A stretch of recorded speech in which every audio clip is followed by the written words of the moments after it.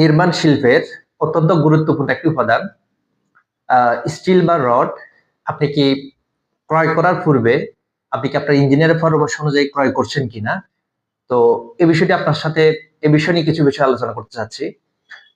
Still বা rod ক্রয় করার পূর্বে অবশ্যই আপনি আপনার যেই ডিজাইনার থেকে আপনি আপনার ড্রয়িংটি ডিজাইন করবেন, অবশ্যই তার পরামর্শ অনুযায়ী গ্রেড এবং গুণগত মান জেনে আপনি স্টিল ক্রয় করবেন। তো এক্ষেত্রে আপনি নিজেও কিছু বিষয় আপনি জানলে আপনি আপনার স্টিলটি অবশ্যই নিজে কিছু বিষয় জানলে যাচাই করে আপনি ক্রয় করতে পারবেন।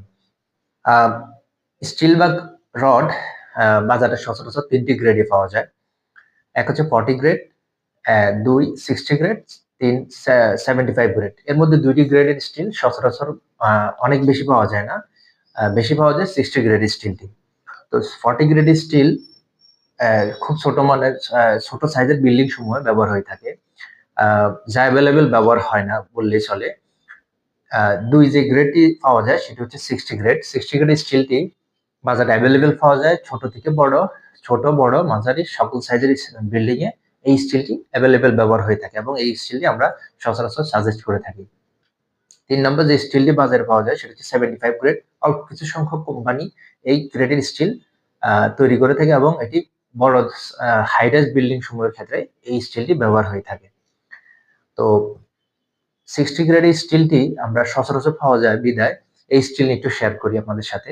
এই স্টিলের সর্বোচ্চ শক্তি সর্বোচ্চ স্ট্রেংথ বা শক্তি হচ্ছে ৭২,০০০ PSI বা এটাকে PSI মিনিং হচ্ছে পাউন্ড পার স্কয়ার ইঞ্চি।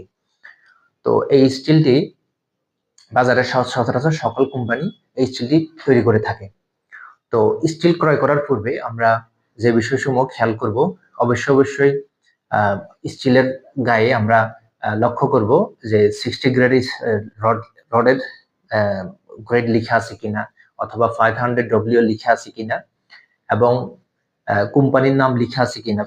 স্টিলের গায়ে যে কোম্পানির আপনি স্টিল ক্রয় করছেন সেই কোম্পানির নাম লিখা আছে কিনা এবং স্টিলের ওজন সাইজ অনুযায়ী স্টিলের ওজন ঠিক আছে কিনা এই বিষয়সমূহ অবশ্যই আপনারা জেনে তারপর আপনি রড ক্রয় করবেন এবং সচরাচর লোকাল কোন স্টিল আপনাদের বিল্ডিং এ ব্যবহার করবেন না।